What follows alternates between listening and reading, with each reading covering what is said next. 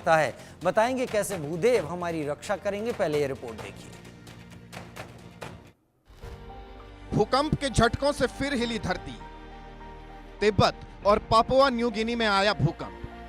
5.5 और 5.4 तीव्रता के भूकंपों से थर्राया पापुआ न्यू गिनी। तिब्बत में भूकंप की तीव्रता रिक्टर स्केल पर 4.4। भूकंप के झटकों से धरती एक बार फिर हिली है। तिब्बत और पापुआ न्यू गिनी में फिर भूकंप आया है, जिससे लोगों में डर का माहौल बना हुआ है।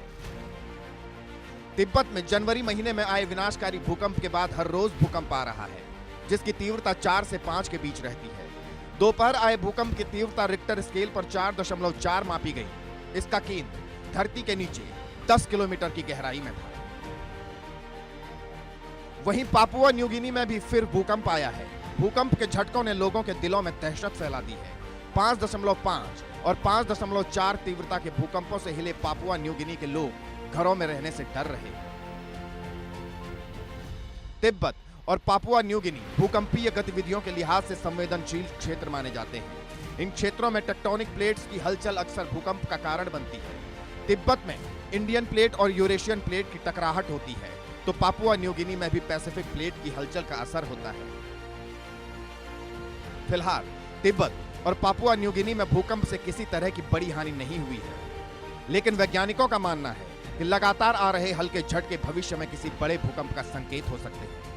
Bureau report, India news. बड़ी खबर का रुख कर लेते हैं। चीन में भूकंप के झटके आए हैं। चीन में 4.8 की तीव्रता का भूकंप आया है। चीन के शिनजियांग में यह भूकंप आया है। आशंका जताई गई थी कि म्यांमार की तरह ही भारत के एक और पड़ोसी चीन में भी शक्तिशाली भूकंप तबाही मचा सकता है। चीन में 4.8 की तीव्रता का भूकंप। चीन के भूकंप विज्ञानियों की टीम ने शक्तिशाली भूकंपों की चेतावनी दी है। ये 4.8 तीव्रता का भूकंप है, जो 5 तीव्रता के नज़दीक है, जो कि जोन 4 में पड़ने वाली जगह में 5 और 6.9 की तीव्रता के हिसाब से है। 4.8 तीव्रता का भूकंप जोन 4 की तीव्रता के नज़दीक है, शुरुआती तीव्रता के, क्योंकि जोन 4 में 5 से 6.9 के बीच की तीव्रता के भूकंप आते हैं। चीन में भूकंप से सहमे हैं लोग। म्यांमार और थाईलैंड की घटना अभी लोगों के जहन से दूर नहीं हुई है। इस बीच पापुआ न्यू गिनी का भूकंप भी इतनी ताकतवर आया, और उसके बाद जापान का भी।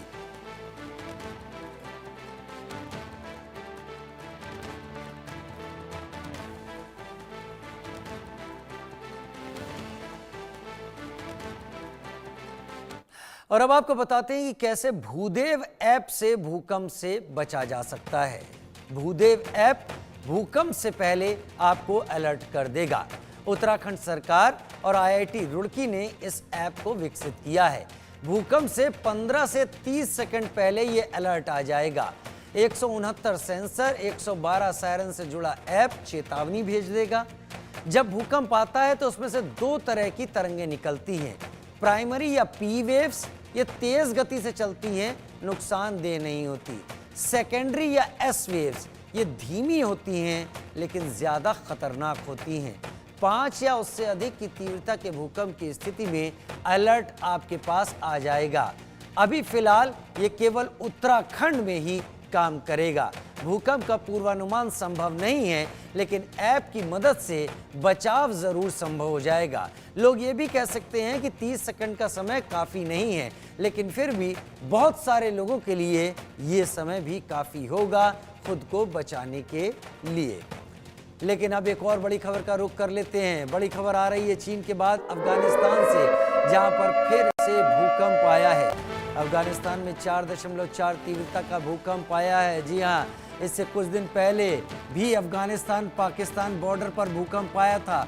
अफगानिस्तान में 4.4 तीव्रता का भूकंप, चीन के शिनजियांग में 4.8 तीव्रता का भूकंप। एक के बाद एक सीरीज लगी हुई है, झड़ी लगी हुई है भूकंप के आने की।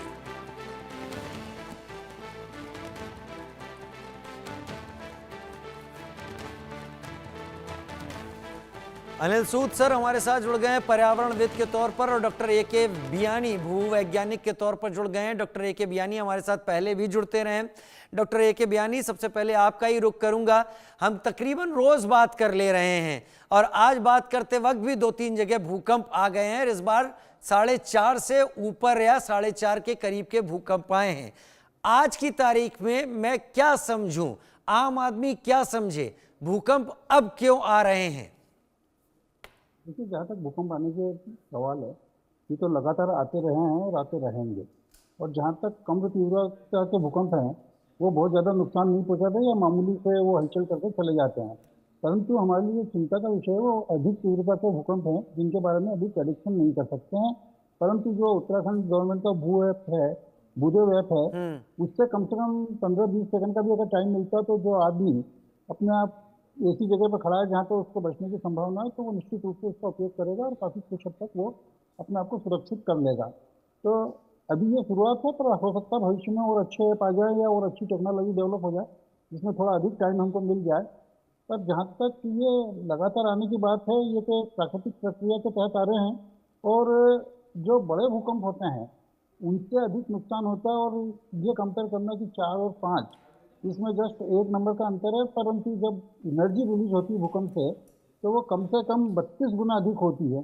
तो ये ये जो नुकसान होता है वो एनर्जी रिलीज होने से होता है, न कि उसका मैग्नीट्यूड से होता है।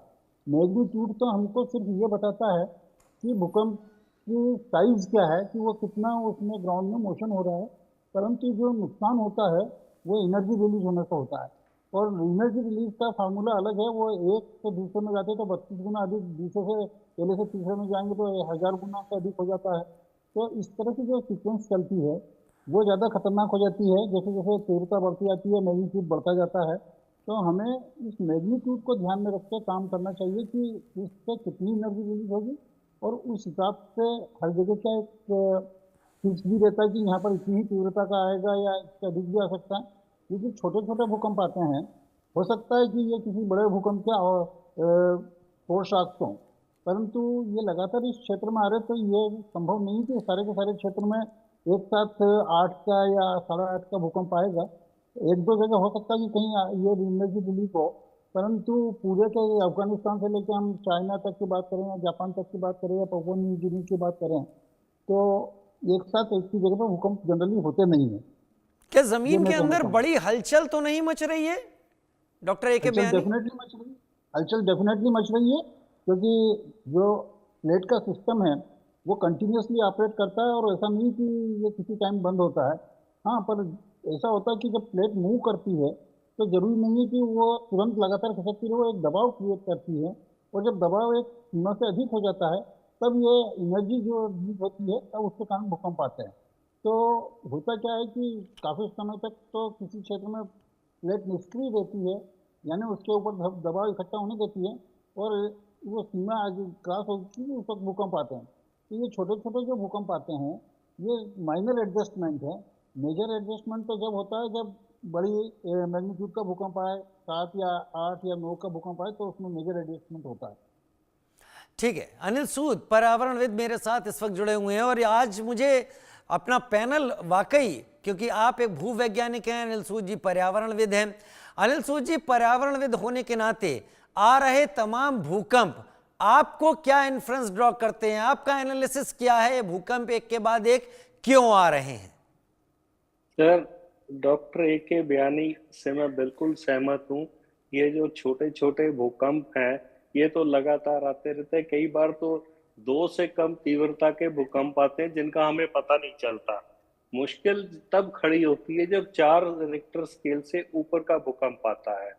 अब अगर हम देखें तो अपनी हिस्ट्री उठा के देख लें इंडिया की, तो 1905 के बाद कितने भूकंप आए, और कितने भूकंप जो ऐसे थे जिन्होंने खूब तबाही मचाई है। 1905 में कांगड़ा का भूकंप आप देख लीजिए, 1990 में आप इधर चमोली का देख लीजिए, उसके बाद गुजरात का देख लीजिए, लतूर का देख लीजिए। तो ये एक फिक्स पैटर्न नहीं है कि कितनी देर के बाद आएगा। पहले एक स्टेज में कहा जाता था कि मेजर भूकंप जो है वो लगभग 100 साल के बाद रिपीट करता है, पर आज की डेट में वो प्रेडिक्ट करना बड़ा मुश्किल है। और रही बात चाइना और अफगानिस्तान की, हिंदुस्तान में का इम्पैक्ट जो है, चाइना भी यूरेशियन और इंडियन प्लेट्स की वजह से इम्पैक्ट की मूवमेंट से इम्पैक्ट होता है। तो हमारा पूरा नॉर्थ ईस्ट, उत्तराखंड और हिमाचल, ये सारे भी इंडियन और यूरेशियन प्लेट्स की मूवमेंट से इम्पैक्ट होते हैं। रही बात इसके जो पर्यावरण के हिसाब से, जैसे जैसे ग्लेशियर्स पिघलते जाएंगे, स्नो का अर्थ के ऊपर भार कम होता जाएगा। और आप अगर ये देखें कि ये कहा जाता है अक्सर के हिमालय की ऊंचाई बढ़ रही है, चूंकि भार कम होगा तो नेचुरली जो इंडियन प्लेट है, जब यूरेशियन प्लेट के नीचे दबती है तो वो फोर्स के साथ ऊपर उठाती है। तो हिमालय लगभग 5 सेंटीमीटर पर ईयर के हिसाब से बढ़ रहा है। तो अपने आप में जो क्लाइमेट चेंज है, ये एक बहुत बड़ा खतरा है भूकंप को एग्रावेट करने में, भूकंप के जो फ्रीक्वेंसी बढ़ाने में। तो कुल मिला के जो सिचुएशन है वो इतनी भयावह है, और ये मेरे को नहीं लगता ये भूदेव ऐप वगैरह कुछ काम कर पाएगी, क्योंकि बहुत से एरियाज में तो आपका नेटवर्क ही नहीं है। एग्जैक्टली। और 15 सेकंड में आपको, बहुत से लोग तो समझ भी नहीं पाएंगे कि ये जो है ऐप यूज कैसे करनी है। और बहुत से लोगों के पास तो स्मार्टफोन भी नहीं होंगे जो ऐप जो है उसको ऑपरेट कर पाएंगे। तो इसलिए जो है ना, ये कहना कि भूदेव ऐप हमें बचा पाएगी, ये एक मिसनोमर है। क्योंकि 15 सेकंड में तो आदमी फोन देख भी नहीं पाएगा, इससे अलर्ट होना तो एक दूर की बात है। क्योंकि मेरे को जो है, अभी तक आप गूगल को देख लो कितनी एडवांस स्टेज में है। वो कभी किसी को पुल के नीचे से कुदवा देता है, किसी को नहर में कुदवा देता है, किसी को तालाब में ले जाता है। तो हम अपनी ऐप के तो बारे में कुछ थोड़ा सा कम ही बोले तो ज्यादा अच्छा है।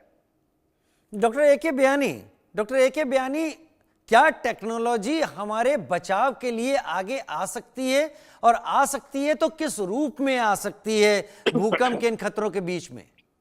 देखिए, टेक्नोलॉजी डेफिनेटली हमारे बचाव के लिए आ सकती है, और टेक्नोलॉजी कई लेवल पे हो सकती है। जैसे ये ऐप की अगर हम बात करें तो ठीक है, ये ऐप अभी 15-20 सेकंड पहले हमको इन्फॉर्मेशन देता है, परंतु इसके पहले क्या है, उस ऐप की ट्रेनिंग होना चाहिए। अगर हम स्कूलों में, कॉलेजों में या घरों में मॉक ड्रिल करें और रिपीटेडली मॉक ड्रिल हो, तो एक माइंडसेट क्रिएट हो जाता है कि भाई अगर जैसे ही वाइब्रेशन फील हुआ या हमको चेतावनी मिलती है, हमें तुरंत 10-15 सेकंड में रिएक्ट करना है। हमें वेट नहीं करना है कि हम फ़ोन खोलें और उसके बाद हम देखें कि कहाँ पे क्या हो रहा है। ये सारी चीज़ों की जरूरत नहीं है। तो इसके लिए बहुत ज़रूरी है कि एक नेशनल लेवल पे प्रोग्राम चला जाए जिसमें मॉक ड्रिल हो, और ये रिपीटेडली मॉक ड्रिल हो, चाहे स्कूल में हो, कॉलेज में हो, घरों में हो, हॉस्पिटल में हो, सब जगह जहाँ सार्वजनिक स्थल सब जगह हो, और ये कंपलसरी होना चाहिए। तो हम उस ऐप की उपयोगिता सिद्ध कर सकते हैं। अदरवाइज तो अगर हम एक नॉर्मल वे में देखें, ऐप देख रहे हैं और ध्यान किधर है और ऐप क्या खोल रहे हैं, इतनी देर में टाइम नहीं मिलता हमको। एक चीज़ तो ये हो गई। दूसरी चीज़ ये हो गई कि अब हमें देश की आर्थिक स्थिति काफ़ी अच्छी है कंपेरेटिवली सन 1950 से या 40 से। तो अब ये कंपलसरी होना चाहिए कि अगर आपको मकान बनाना है तो इतनी ही स्ट्रेंथ का मकान बनेगा, इसी तरह की नींव डलेगी, इसी तरह की हाइट होगी, इसी तरह की इसी तरह की खिड़कियाँ बनेगी, चीज़ें बनेगी। तो अगर हम इन दोनों चीज़ों का समन्वित रूप से उपयोग करें तो निश्चित रूप से हम काफ़ी कुछ हद तक सफल हो जाएंगे। और ये जो डेवलपमेंट अथॉरिटी है उसके लिए ज़रूरी कि वो कंपलसरी करे कि अब मकान उन्हीं के नक्शे पास होंगे या उन जहाँ पर हमको इस तरह की जो हमने पैरामीटर्स डेवलप करें उनको फॉलो करा जाए। और जो पुराने मकान है उसकी रिट्रोफिटिंग भी आवश्यक है, क्योंकि अन्यथा क्या होगा कि जैसे जैसे आबादी बढ़ रही है या हमारी प्रॉस्पेरिटी बढ़ रही है, तो ये ठीक है कि जान माल की नुकसान कम हो रहा है, परंतु जो प्रॉपर्टी का लॉस बढ़ता जा रहा है वो कंपेरेटिवली बहुत अधिक। तो इसलिए इन दोनों चीज़ों का समन्वित रूप से उपयोग होगा तो काफ़ी हद तक हमें इसमें सफलता मिल जाएगी। अनिल सूद सर, हम कहते तो हैं कि हम लोग बहुत ज़्यादा भूकंप रोधी बिल्डिंगों के बारे में सोच रहे हैं और उस पर काम कर रहे हैं, लेकिन शहरों को अगर आप गौर से देखने की कोशिश करें तो शहरों में एक होड़ मची हुई है ऊंचे से ऊंचा अपना कई मंजिला घर बनाने की, और उसमें इन सारे नॉर्म्स का ख्याल रखना दूर की बात है। तो ये इस तरीके के आ रहे भूकंप, इस स्थिति में तो अगर हम दिल्ली एनसीआर की बात करें तो यहाँ पर तो 4 से 5 के बीच का भी भूकंप समस्या खड़ी कर सकता है। जी सर, मैं 2004 में जब हिमाचल में मल्टी स्टोरीड कंस्ट्रक्शन अलाउ हुई थी तो मैं सुप्रीम कोर्ट गया था। उसमें मैंने उत्तराखंड का भी, जो केदारनाथ में मल्टी स्टोरीड हैवी कंस्ट्रक्शन हो रही थी और वैली ऑफ फ्लावर्स में भी हैवी कंस्ट्रक्शन शुरू होनी थी, तो मैं जब सुप्रीम कोर्ट में गया तो मेरे को कहा गया कि आप हाई कोर्ट्स में जाइए। तो हालांकि मेरा ऑब्जेक्शन था कि मिनिस्ट्री तो दिल्ली में स्थित है, तो हाई कोर्ट्स में जाना जो है वो वाजिब नहीं होगा, पर कुछ हो नहीं पाया उसमें। मेरे को सबसे बड़ा खतरा क्या लगता है, जो हमने 2004 में एनविसेज किया था वो 2013 में केदारनाथ में हो गया। जोशी मठ में भी वो 2020-21 में जोशी मठ में भी आ गया। 22-23 में जो है आपने हिमाचल में कुल्लू मनाली चंबा भी देख लिया आपने। और इसी तरह अगर थोड़ा सा झटका जोर से लग गया तो हमारे नॉर्थ ईस्ट का क्या हाल होगा, ये मैं सोच के सिहर उठता हूँ। अगर आप देखें कि नॉर्म्स की बात, कागजों में तो हम सारे नॉर्म्स फॉलो करते हैं। डेवलपमेंट अथॉरिटीज चाहे जितनी भी मेट्रोपॉलिटन या स्टेट ओन्ड डेवलपमेंट अथॉरिटीज हैं, कागजों में बड़ा परफेक्ट काम करती हैं। जब आप ग्राउंड में देखो, अगर हम इनके मास्टर प्लान देखें, Bangalore is suffering, Chennai is suffering, Bombay is suffering, you name the city, वो सारे सफर कर रहे हैं क्योंकि सारी फॉल्टी प्लानिंग है। अगर हम ये बात सोचें कि ये सारे भूकंप से प्रोटेक्शन के गैजेट्स और ये इन्होंने इस्तेमाल करे हुए होंगे, तो मेरे को इसके ऊपर बहुत बड़ी शंका है, क्योंकि ये अथॉरिटी सारी कागजी पेपर टाइगर्स हैं। जमीन के ऊपर आप पैसे देके कुछ भी करवा सकते हो। तो मेरे को नहीं लगता कि इन्होंने किसी भी स्टेज पे कहीं भी जो है वो भूकंप विरोधी जो है मेजर्स लिए होंगे। आप ये सोचिए कि 2018 में जो गुड़गांव में multi storeyed high rise building बनी है, तो 2-3 छोटे छोटे झटके आए थे, तो ऊपर वाले फ्लैट्स में जो हैं वो क्रैक्स आ गए थे। तो अभी तो ये छोटे झटके जो 4 तक या 4.25 तक आए उनका है। अगर थोड़ा सा जोर से झटका आ गया, आप देखिए सारा ट्रांस यमुना सिस्मिक जोन 4 में है, द्वारका सिस्मिक जोन 4 में है, वसंत कुंज जो है वो आपका अरावली के ऊपर बना हुआ है। तो आप ये सोचिए कि अगर थोड़ा सा जोर का झटका आ गया कितना बड़ा नुकसान होगा। 1905 में तो लगभग लोग कहते हैं कि 20,000 लोग कांगड़ा में पेरिश कर गए थे, जब लाइट वेट कंस्ट्रक्शन थी, 2.5 स्टोरी कंस्ट्रक्शन थी। आज तो 14-14 स्टोरी कंस्ट्रक्शन अलाउ हो रही है। हिमाचल की हाई कोर्ट ही 10 स्टोरी बनी हुई है। तो कुल मिला के जो अर्बन प्लानिंग है, इसके ऊपर तो बहुत सीरियस डाउट है मेरे को कि अर्बन प्लानर्स ने इतना कुछ सोचा होगा। डॉक्टर ए के बयानी, अलग अलग हिस्सों में आ रहे भूकंप और उनसे निपटने के तरीके हर देश के पास अलग अलग हैं। जापान इस मामले में एक एग्जाम्पल की तरह है। जापान ने ऐसा क्या किया कि वो इतने सेंसिटिव जोन में रहने के बावजूद, हाई राइज बिल्डिंग होने के बावजूद भूकंप के खतरे से दूर रहता है? देखिए, ऐसा नहीं कि जापान नहीं करा, हमने भी करा। आप उदाहरण ले लीजिए भाखड़ा डैम, टेहरी डैम, ये 250 मीटर ऊंचे हैं और ये स्टेबल हैं। तो जब आपका भाखड़ा डैम स्टेबल हो सकता है, टेहरी डैम स्टेबल हो सकता है, तो आपकी बिल्डिंग क्यों नहीं स्टेबल हो सकती है? अगर आप ध्यान से देखें तो उसकी जो फाउंडेशन है वो इतनी स्ट्रांग बनाई गई कि वो 8 के भूकंप या 8.5 तक के भूकंप को टारगेट कर सकती है। तो सवाल ये उठता है कि जहाँ तक ये है अपने बिल्डिंग का सवाल है, तो क्यों नहीं हमेशा कोड डेवलप करें? और जैसा कि सूद साहब ने कहा कि हमारे यहाँ कोड है परंतु ये इम्प्लीमेंट नहीं होता, तो मैं एक उदाहरण देना चाहूँगा कि इटली में भी 15 साल पहले एक भूकंप आया था और उसमें कुछ लोग मारे, 100 के करीब लोग मारे गए थे। तो उसमें जो डेवलपमेंट अथॉरिटी थी, उसके वरिष्ठ अधिकारी और जो दूसरे जो जर्नलिस्ट थे जिन्होंने कहा था कि भूकंप नहीं आ सकता, इन सबको कई साल की सजा हुई थी। तो सिस्टम ये है कि होना चाहिए कि जिसमें अकाउंटेबिलिटी हो। आज भूकंप आया, डेवलपमेंट अथॉरिटी रिस्पॉन्सिबल ही नहीं है उसके लिए।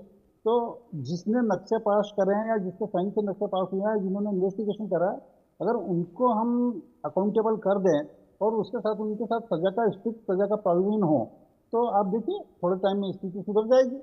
कि उसमें फिर सभी लेवल पे एक्शन होंगे। अगर वो डेवलपमेंट अथॉरिटी के लेवल पे हो रहा है तो कॉन्ट्रैक्टर लेवल पे भी होंगे, और जो मकान ले रहे हैं, भाई तुम्हारी भी तो जिम्मेदारी है कि तुम किस तरह का मकान ले रहे हो। सिर्फ पूरे सिस्टम को ब्लेम कर देंगे और सब बच जी। जाएंगे कि हमारा पैसा बच रहा है। तो इन सब चीज़ों को हमें एक बार इस मानसिकता से निकलना होगा। सुधारने की बहुत बड़ी जरूरत है, सुधारने की बहुत बड़ी गुंजाइश है यहाँ पर, और सुधार हो जाएगा तो जान भी बचेंगी। इसमें लोगों का भी सुधार जरूरी है और साथ ही संस्थाओं में भी एक सुधार जरूरी है। अनिल सूद जी आपका, डॉक्टर ए के बयानी आपका बहुत धन्यवाद। आप लोगों ने समय इतना कीमती निकाला हमारे साथ बात करने के लिए। एक छोटा सा ब्रेक ले रहे हैं, जल्द हाजिर होते हैं।